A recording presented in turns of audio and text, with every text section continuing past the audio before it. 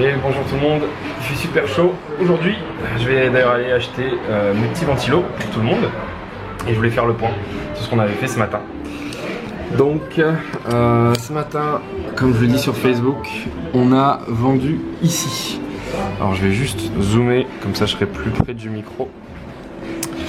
Alors il y a de la vie au bureau, on va faire une nouvelle fresque. Je vais vous montrer où est-ce qu'elle sera d'ailleurs. Voilà, on va la mettre là. Vous verrez ce que c'est. Celui qui devine avant ce qu'on va dessiner, je lui offre 2 formations. J'ai pas dit des formations de quoi. Alors, donc ce matin, on a continué notre road. Voilà, on a tout simplement vendu la cassure de la tendance neutre qui est là. Voilà, tout bêtement. Alors je sais pas si on voit bien, voilà, c'est bon. Donc je rappelle qu'hier on avait vendu ici. Pourquoi? Parce qu'il y avait le double signal. Pardon, en 4 heures. Regardez, on va zoomer.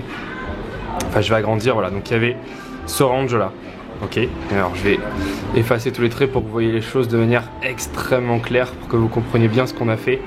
Donc, il y avait cette première petite boîte. Ok, ensuite il y avait cette deuxième. Je vous ai mis les vidéos hier à la suite du premier vlog du plan qu'on avait déterminé pour trader. Donc justement, il y avait ici une boîte dans une boîte, c'est-à-dire un double signal. Donc on est parti du coup sur du 30 minutes et on avait donc vendu ici. Ok. Ensuite, on était sorti ici parce que c'est une semaine un peu compliquée. Donc on voulait jouer la sécurité, on avait pris une partie de nos bénéfices et le reste courir. Donc ce qu'il faut toujours faire, c'est que quand vous prenez un trade, il ne faut jamais couper intégralement un trade. Pour la simple et bonne raison que, en fait, il faut tout simplement que vous demandiez. Alors, désolé. Voilà. Alors oui, j'ai mis des lunettes de soleil parce qu'en fait, je viens d'arriver là. J'ai dû aller faire une petite course. Et j'ai pas encore eu le temps de les enlever, puis ça donne un style. Tiens, ça accélère là, le road. Donc, pourquoi est-ce qu'il faut en fait jamais couper intégralement un trade? Si vous coupez intégralement un trade, je vais peut-être me mettre un peu plus près pour que, parce qu'en plus il y a plein de monde qui parle autour de moi, j'espère que il n'y aura pas de mauvais son sonore. Donc, pourquoi est-ce qu'il faut jamais couper un trade intégralement? Quand vous le faites, c'est pas cohérent, parce que ça signifie en gros que vous êtes persuadé que le prix ne peut pas aller plus bas. Là en l'occurrence, si on avait coupé intégralement notre trade, ça voudrait dire que quelque part on est sûr à 100% que le mouvement, que le trade en fait ne va pas aller plus bas. Ce qui bien évidemment n'est pas possible, on ne peut pas être certain que attendez, il y a le tramway qui passe, désolé. On ne peut pas être sûr à 100% que le mouvement va s'arrêter, donc la règle d'or c'est de ne jamais couper intégralement un trade.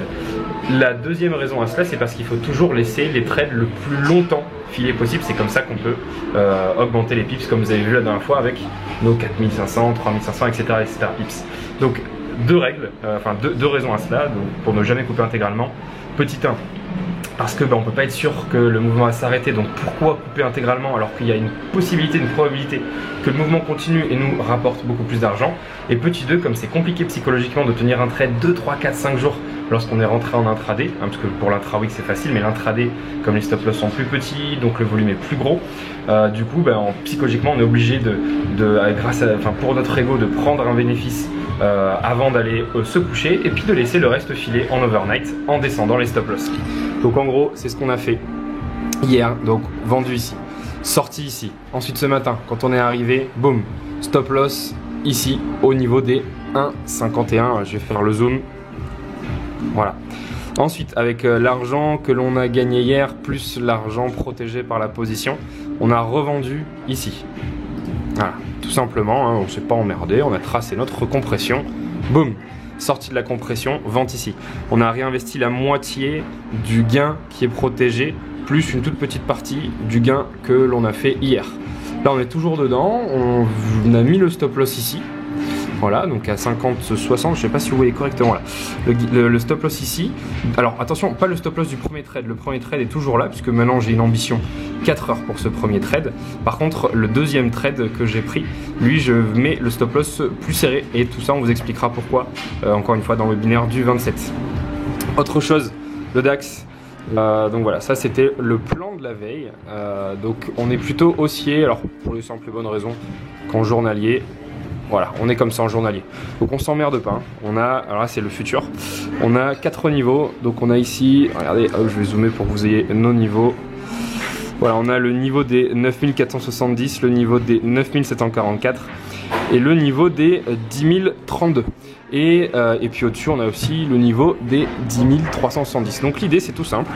C'est quand on était... Alors, on va commencer une petite rétrospective des trades que l'on a pris depuis 2 semaines maintenant que Valentin est là. Donc en fait, on était vendeur sous ce niveau. Ok.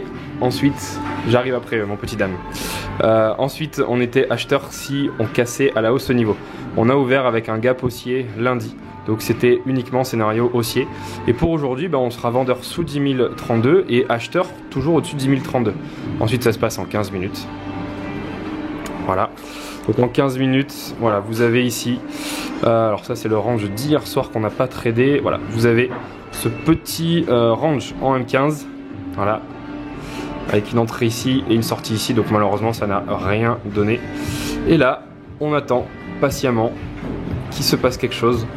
Donc soit qu'on casse à la baisse et du coup on partirait vendeur, soit que ça casse à la hausse, on partirait acheteur. On se posait la question tout à l'heure si on devait prendre le pullback et acheter cette zone là. Donc je pense qu'on fera ça avec un petit risque, ce qui fait que, donc là il y a une toute petite compression ici sur une petite unité de temps. Voilà, elle est ici. Donc l'idée ce serait peut-être de profiter de la cassure des 10 060. Voilà, 10 103. Si on casse les 10 060, on pourrait valider un pullback. Voilà.